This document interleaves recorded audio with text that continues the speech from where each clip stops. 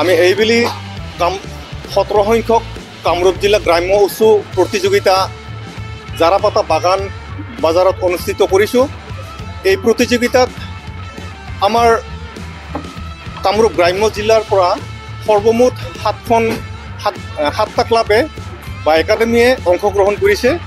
এই 7টা ক্লাবৰ পৰা টোটেল সৰ্বমুঠ প্ৰতিযোগী প্ৰায় 55জন অংশগ্ৰহণ কৰিছে আৰু এই প্ৰতিযোগিতাৰ পৰা অসম উৎসৱ প্ৰতিযোগিতালৈ নিৰ্বাচিত হৈছে 25জন প্ৰতিযোগী ল'ৰা আৰু ছোৱালী।